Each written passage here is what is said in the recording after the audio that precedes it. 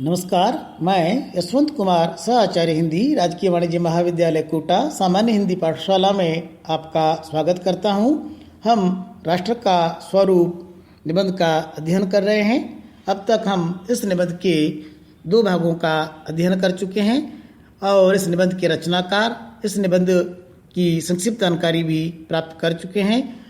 आज हम इस निबंध का 3रा चरण प्रारंभ कर रहे हैं। इस चरण में निबंधकार वासुदेव शरण अग्रवाल जी ने जन के साथ भूमि के संबंध से निर्मित होने वाले राष्ट्र प्रेम, राष्ट्रीयता के भाव का बड़ा ही आकर्षक और गहन विवेचन किया है।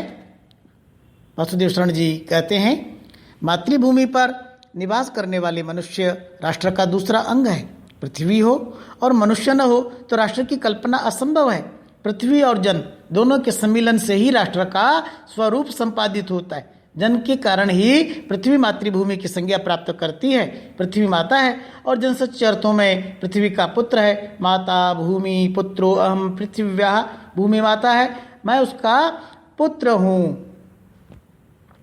मातृभूमि पर निवास करने वाले मनुष्य राष्ट्र का दूसरा अंग है। जब हम राष्ट्र की बात करते हैं, राष्ट्र का विवेचन करते हैं, तो हमें यह विदित होता है किसी भी राष्ट्र का निर्माण भूमि और उस भूमि पर निवास करने वाले मनुष्यों के द्वारा हुआ करता है। वे मनुष्य उस भूखंड को अपनी मातृभूमि मानते हैं, उससे प्रेम करते हैं, उसी से राष्ट्रीयता का भाव विकसित होता है। पृथ्वी हो और मनुष्य न हो तो राष्ट्र की कल्पना असंभव है। भूखंड तो हो पर भूखंड पर निवास करने वाले जन न हो तो हम राष्ट्र की कल्पना नहीं कर सकते। राष्ट्र के लिए आवश्यक है भूमि भी हो, जन भी हो और उनकी संस्कृति भी हो। भूमि पर निवास करने वाला जन और उस भूमि या भूखंड के प्रति उसका मातृभाव, अनुराग भाव ही राष्ट्र को स्वरूप प्रदान करता है। पृथ्वी और जन दोनों के सम्मिलन से ही राष्ट्र का स्वरूप संपादित होता है। पृथ्वी भूखंड और उस भूखंड पर निवास करने वाले जन मिलकर ही राष्ट्र का निर्माण करते हैं, राष्ट्र को आकार प्रदान करते हैं। जन के कारण ही पृथ्वी मातृभूमि की संज्ञा प्राप्त करती है। पृथ्वी माता है, जन सच्चे अर्थों में पृथ्वी का पुत्र है। निश्चित भूखंड पर निवास करने वाले जन के कारण पृथ्वी को मातृभूमि कहा जाता है। वहाँ निवास करने वाले व्यक्ति उस भूखंड को अपनी मातृभूमि मानते हैं और वे मातृभूमि मानकर घोषणा करते हैं, माता भूमि पुत्रोऽहं पृथिव्याः, यह भूमि हमारी माता है और मैं इस पृथ्वी माता का पुत्र हूँ। इस प्रकार का जो भाव है वह भाव ही राष्ट्र के स्वरूप का निर्धारण करता है। हम जानते हैं कि राम लंका विजय के उपरांत कहते हैं, जननी जन्मभूमिश्च स्वर्गादपि गरीयसी, स्वर्णमयी लंका में अपि न रोचते लक्ष्मण।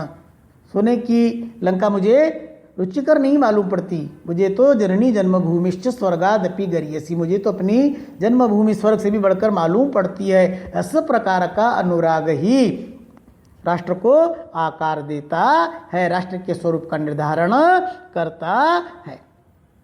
जन के हृदय में इस सूत्र का अनुभव ही राष्ट्रीयता की कुंजी है। राष्ट्रीयता का सूत्र, राष्ट्रीयता की चाबी यह सूत्र ही है कि यह निश्चित भूखंड हमारी मातृभूमि है। उस निश्चित भूखंड के प्रति उनके मन में जो अनुराग है, जो प्रेम भाव है, जो समर्पण और श्रद्धा का भाव है, वही राष्ट्रीयता का विकास करता है, राष्ट्र के प्रति अनुराग का विकास करता है। इसी भावना से राष्ट्र निर्माण के अंकुर उत्पन्न होते हैं। इसी अनुराग भाव से राष्ट्र के निर्माण के अंकुर फूटते हैं। व्यक्ति अपने राष्ट्र को आकार देना चाहता है, अपने राष्ट्र की राजनीतिक, सामाजिक, आर्थिक, सांस्कृतिक सब प्रकार की उन्नति चाहता है, वो अपने राष्ट्र की स्वाधीनता चाहता है। इसी कारण से राजस्थान में भी कवि ये घोषणा करते हैं, हिला न देनी अपनी हालर ये हुलराय, पूत सिखावे पालने मरण बढ़ाई माय। किसी भी मूल्य पर अपनी भूमि नहीं देनी है,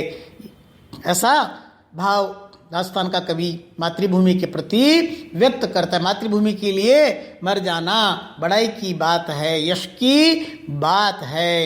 ये भाव जब सशक्त रूप में जागता है तब राष्ट्र निर्माण के स्वर वायुमंडल में भरने लगते हैं। इस भाव के द्वारा ही मनुष्य पृथ्वी के साथ अपने सच्चे संबंध को प्राप्त करते हैं। जहाँ ये भाव नहीं है वहाँ जन और भूमि का संबंध अचेतन और जड़ बना रहता है। जिस समय भी जन का हृदय भूमि के साथ माता और पुत्र के संबंध को पहचानता है, उसी क्षण आनंद और श्रद्धा से भरा हुआ उसका प्रणाम भाव मातृभूमि के लिए इस प्रकार प्रकट होता है। नमो मात्रे पृथिव्ये, नमो मात्रे पृथिव्ये। जब भाव सशक्त रूप में जागता है अपने निश्चित भूखंड के प्रति, अपनी पृथ्वी के प्रति, जब वहाँ निवास करने वाले जन में अनुराग का भाव, सम्मान का भाव, श्रद्धा का भाव, समर्पण का भाव, उसकी उन्नति के लिए सब कुछ अर्पित करने का भाव शक्तिशाली होता है, तब राष्ट्र निर्माण का स्वर वायुमंडल में भरने लगता है। सारा वातावरण राष्ट्र निर्माण के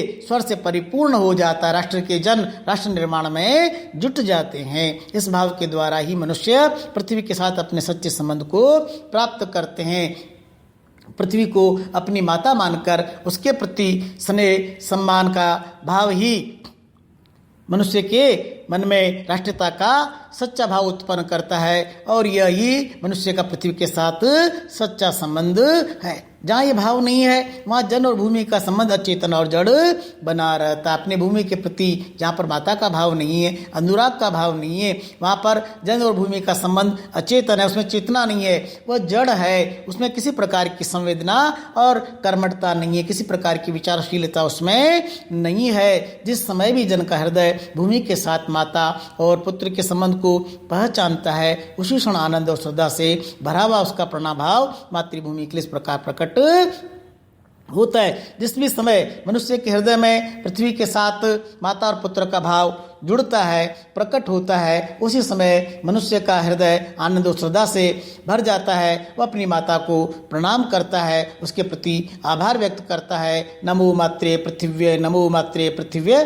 पृथ्वी माता को नमस्कार, पृथ्वी माता को नमस्कार। हमारा जो राष्ट्रगीत है वंदे मातरम, वह भी इसी भाव की अभिव्यक्ति ही तो है। वंदे मातरम मातृभूमि की वंदना है, उसमें वो मातृभूमि के प्राकृतिक, सांस्कृतिक, पौराणिक स्वरूप का आख्यान करता है, उसका गुणगान करता है, उसके लिए अपना सब कुछ समर्पित करना चाहता है। हमने देखा किस प्रकार से स्वाधीनता संग्राम में वंदे मातरम भारत की स्वाधीनता का उद्घोष बन गया था। मातृभूमि को प्रणाम करते हुए एक एक करके क्रांतिकारी स्वाधीनता की बलिवेदी पर अपनी आहुति देते चले जाते थे। माता पृथ्वी को प्रणाम है, माता पृथ्वी को प्रणाम है। पृथ्वी को अपनी माता मानकर प्रणाम करने का भाव विकसित होने के साथ ही राष्ट्रीयता का विकास होने लगता है। वर्तमान में भी माँ तुझे सलाम जो गीत है वो इसी राष्ट्रीयता की अभिव्यक्ति ही तो है। ये प्रणाम भाव ही भूमि और जन का दृढ़ बंधन है। पृथ्वी को माता मानकर प्रणाम करने का भाव, उसके प्रति श्रद्धा और सम्मान अर्पित करने का भाव, उस पर अपना सब कुछ न्योछावर करने का भाव भूमि और जन के बीच में दृढ़ बंधन का निर्माण करता है। दोनों एक दूसरे से जुड़ जाते हैं। भूखंड जन का पोषण करता है और जन उस भूखंड के सम्मान की रक्षा के लिए, उसकी स्वाधीनता के लिए, उसकी संपन्नता के लिए, उसकी सुरक्षा के लिए अपना सर्वस्व न्योछावर करता है। इसी दृढ़ भित्ति पर राष्ट्र का भवन तैयार किया जाता है, इसी दृढ़ चट्टान पर राष्ट्र का चिरजीवन आश्रित होता है। माता पृथ्वी को माता मानने के भाव पर ही राष्ट्र का भवन खड़ा होता है, तैयार होता है। पृथ्वी के प्रति जो प्रेम का भाव है उसी पर राष्ट्र का चिरजीवन अर्थात राष्ट्र दीर्घ काल तक बना रहता है, चिरजीवन आश्रित रहता है। पृथ्वी के प्रति अनुराग का जो भाव है वह दृढ़ चट्टान है जिसके आधार पर राष्ट्र का जीवन दीर्घकालिक होता है। राष्ट्र दीर्घ काल तक अपनी स्वाधीनता, अपना गौरव बनाए रखता है।